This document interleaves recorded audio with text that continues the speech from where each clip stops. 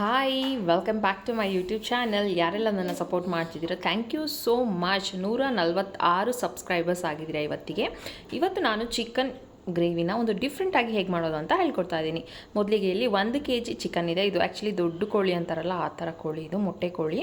So ಇಲ್ಲಿ ಎಣ್ಣೆ ಹಾಕ್ಕೊಂಡು ಮೊದಲಿಗೆ ಚಿಕನ್ ಫ್ರೈ ಮಾಡೋದಕ್ಕೆ ಇಟ್ಕೊಂಡ್ಬಿಡೋಣ. ಗೊತ್ತಲ್ವಾ, ಮೊದಲಿಗೆ ಯಾವುದೇ ಚಿಕನ್ ಆಗಲಿ ಮಟನ್ ಆಗಲಿ ನಾವು ಫಸ್ಟು ಇದನ್ನು ಎಣ್ಣೆ ಹಾಕಿ ಫ್ರೈ ಮಾಡ್ಕೋಬೇಕು. ಸೊ ಆವಾಗಲೇ ಹಸಿ ಸ್ಮೆಲ್ಲೆಲ್ಲ ಹೋಗುವಂಥದ್ದು, ಇಲ್ಲಾಂದರೆ ಹಸಿ ಸ್ಮೆಲ್ ಹಾಗೇ ಇರುತ್ತೆ.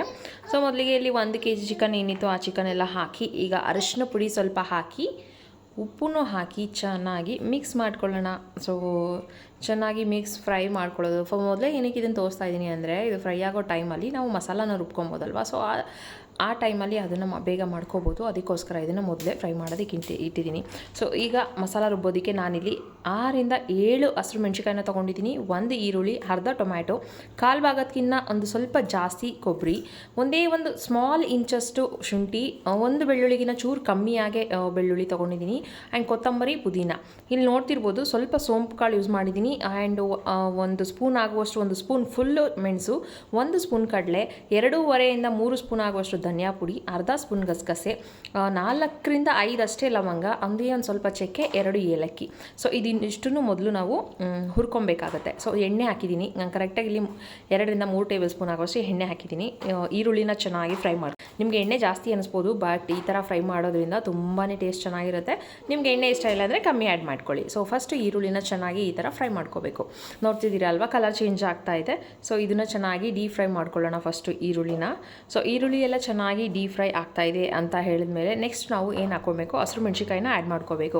ಸೊ ನಾನು ಹೇಳಿದೆ ಎಲ್ಲ, ನಾನು 6 ರಿಂದ 7 ಹಸಿರು ಮೆಣಸಿಕಾಯಿನ ಹಾಕಿದ್ದೀನಿ. ಸೊ ಇದು ಖಾರ ಇಲ್ಲ, ಅದಕ್ಕೋಸ್ಕರ ಅಂದರೆ ನಾರ್ಮಲ್ ಖಾರ, ಸಾರು ಯಾವ ಥರ ಖಾರ ಬರಬೇಕು ಅಷ್ಟು ಖಾರ ಇರುತ್ತೆ, ಅದಕ್ಕೆ ಹಾಕ್ಕೊಂಡಿದ್ದೀನಿ. ತುಂಬ ಖಾರ ಇತ್ತು ಅಂದರೆ 1 ಮೆಣಸಿಕಾಯಿನ ಕಮ್ಮಿ ಮಾಡ್ಕೋಬೋದು ನೀವು. ಸೊ ಇದನ್ನು ಕೂಡ ಅಷ್ಟೇ, ಈ ಥರ ಫ್ರೈ ಮಾಡೋದ್ರಿಂದ ಹಸಿರು ಮೆಣಸಿಕಾಯಿನ ನಿಮಗೆ ಯಾವುದೇ ರೀತಿ ಎದೆ ಉರಿ ಆಗಿರಲಿ, ಹೊಟ್ಟೆ ಉರಿ ಆಗಿರಲಿ, ಆ ಥರ ಏನೂ ಬರೋದಿಲ್ಲ. ಸೊ ಅದಕ್ಕೋಸ್ಕರ ನಾನು ಎಣ್ಣೆ ಸ್ವಲ್ಪ ಜಾಸ್ತಿ ಹಾಕ್ಕೊಂಡಿದ್ದೀನಿ. ಆ್ಯಂಡ್ ಟೊಮ್ಯಾಟೊ, ಅರ್ಧ ಟೊಮ್ಯಾಟೊ ಅಷ್ಟೇ ನಾನು ಯೂಸ್ ಮಾಡ್ತಾ ಇರೋದು 1 kg ಚಿಕನ್ಗೆ. ಟೊಮ್ಯಾಟೊ ಕೂಡ ಅಷ್ಟೇ ಚೆನ್ನಾಗಿ ಫ್ರೈ ಆಗಿ ಅದು ಆಲ್ಮೋಸ್ಟ್ ಕುಕ್ ಆಗಿಬಿಟ್ಟಿರಬೇಕು ಇದರಲ್ಲೇ. ಸೊ ಈ ಟೈಮಲ್ಲಿ ನಾನು ಶುಂಠಿ ಬೆಳ್ಳುಳ್ಳಿ ಏನಿಟ್ಟಿದೆ ಅದನ್ನು ಕೂಡ ಆ್ಯಡ್ ಮಾಡ್ಕೋತಾ ಇದ್ದೀನಿ. ನೋಡ್ತಿರ್ಬೋದು ನಾನು ಕಂಪ್ಲೀಟಾಗಿ ಒಂದು ಫುಲ್ ಬೆಳ್ಳುಳ್ಳಿನೂ ಕೂಡ ಆ್ಯಡ್ ಮಾಡಿಲ್ಲ, ನಾನು ಸ್ವಲ್ಪನೇ ಬೆಳ್ಳುಳ್ಳಿ ಹಾಕಿದ್ದೀನಿ, ಶುಂಠಿ ಬೆಳ್ಳುಳ್ಳಿ ಕಮ್ಮಿನೇ ಹಾಕಿದ್ದೀನಿ ನಾನು ಇದಕ್ಕೆ. ಆ್ಯಂಡ್ ಕೊತ್ತಂಬರಿ ಪುದೀನ ಸೊಪ್ಪು ಏನಿತ್ತು ಅದನ್ನು ಕೂಡ ಅಷ್ಟೇ ಹಾಕ್ಕೊಂಡು ನೆಕ್ಸ್ಟ್ ಚೆನ್ನಾಗಿ ಫ್ರೈ ಮಾಡ್ಕೋಬೇಕು. ಸೊ ಕೊತ್ತಂಬರಿ, ಪುದೀನ ಸೊಪ್ಪು, ಟೊಮ್ಯಾಟೊ, ಶುಂಠಿ ಬೆಳ್ಳುಳ್ಳಿ, ಈರುಳ್ಳಿ, ಹಸಿರು ಮೆಣಸಿನಕಾಯಿ ಎಲ್ಲ ಫ್ರೈ ಆದಮೇಲೆ ನಾವು ಕೊಬ್ಬರಿ ಏನಿಟ್ಟಿದೆ ಆ ಕೊಬ್ಬರಿನೂ ಕೂಡ ಆ್ಯಡ್ ಮಾಡಿಕೊಂಡು ಚೆನ್ನಾಗಿ ಫ್ರೈ ಮಾಡ್ಕೊಳ್ಳೋಣ. ಸೊ ಕೊಬ್ಬರಿಗೂ ಕೂಡ ಚೆನ್ನಾಗಿ ಫ್ರೈ ಆಗಬೇಕು.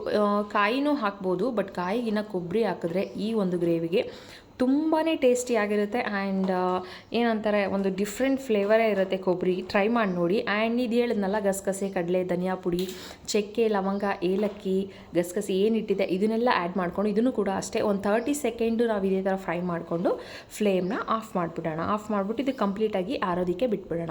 ಸೊ ನೋಡ್ತಿದ್ದೀರಲ್ಲ ಎಲ್ಲ ಎಷ್ಟು ಚೆನ್ನಾಗಿ ಫ್ರೈ ಆಗಿದೆ ಗೊತ್ತಾ, ಸ್ಮೆಲ್ ಮಾಡೋದು ಸಖತ್ತಾಗಿರುತ್ತೆ ಈ ಥರ ಫ್ರೆಶ್ ಆಗಿ ಮಾಡ್ಕೊಂಡೋದ್ರಿಂದ. ಸೊ ಎಲ್ಲ ಆರೋದಕ್ಕೆ ಬಿಟ್ಟಾದಮೇಲೆ ಈಗ ಕಂಪ್ಲೀಟಾಗಿ ಕೂಲ್ ಆಗಿದೆ ಇದು. ಸೊ ಈ ಟೈಮಲ್ಲಿ ನಾವು ಇದನ್ನು ರುಬ್ಕೊಳ್ಳೋಣ. ಸೊ ನೋಡ್ತಿದ್ದೀರಲ್ಲ, ಈ ಕಡೆ ಚಿಕನ್ನು ಕೂಡ ಆಲ್ಮೋಸ್ಟ್ ಅಲ್ಲೆಲ್ಲ ಫ್ರೈ ಆಗಿ ಎಣ್ಣೆ ಬಿಟ್ಕೊಂಡಿದೆ, ನೀರು ಕೂಡ ಒಂಚೂರು ನೀರಿಲ್ಲ. ಸೊ ಇವಾಗ ನೋಡಿ ಜಾರಲ್ಲಿ ಹಾಕ್ಕೊಂಡು ಇದನ್ನು ಒಂದು ಫೈನ್ ಪೇಸ್ಟ್ ಮಾಡ್ಕೊಂಡಿದ್ದೀನಿ. ಸೊ ಈ ಟೈಮಲ್ಲಿ ಚಿಕನ್ ಎಲ್ಲ ಫ್ರೈ ಆಗಿತ್ತಲ್ಲ, ಸೊ ರುಬ್ಬಿಟ್ಟಿರುವಂಥ ಮಸಾಲಾನ ಆ್ಯಡ್ ಮಾಡ್ತಾಯಿದ್ದೀನಿ.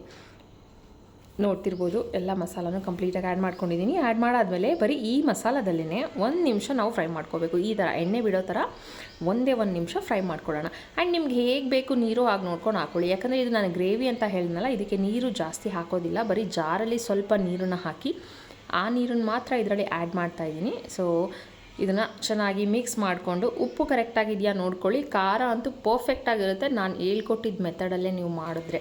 ಸೊ ಎಲ್ಲ ಪರ್ಫೆಕ್ಟಾಗಿದೆಯಾ ನೋಡಿಕೊಂಡು ನಿಮಗೆ ಬೇಕಿದ್ದರೆ ಇನ್ನೊಂದು ಚೂರು ನೀರು ಹಾಕ್ಕೊಳ್ಳಿ, ಇಲ್ಲಾಂದರೆ ಇಷ್ಟೇ ಸಾಕು ಅಂದರೆ ಓಕೆ. ಈ ಟೈಮಲ್ಲಿ 1-2 ಮೊಟ್ಟೆ ಹೆತ್ತು ಅದನ್ನು ಕೂಡ ಆ್ಯಡ್ ಮಾಡ್ಕೋತಾ ಇದ್ದೀವಿ. ಅದು ಚಿಕನಲ್ಲೇ ಬರುತ್ತಲ್ಲ, ಸೊ ಆ ಮೊಟ್ಟೆನ ಆ್ಯಡ್ ಮಾಡಿಕೊಂಡು ಒಂದು ಮಿಕ್ಸ್ ಮಾಡಿಕೊಂಡು ಕುಕ್ಕರ್ ಮುಚ್ಚಳ ಮುಚ್ಚಿ, ನೋಡ್ತಿರ್ಬೋದು ಇದು ಯಾವ ರೀತಿ ಬಂದಿದೆ ಅಂತ, ಎಷ್ಟು ತಿಕ್ಕಾಗಿದೆ ನೋಡಿ.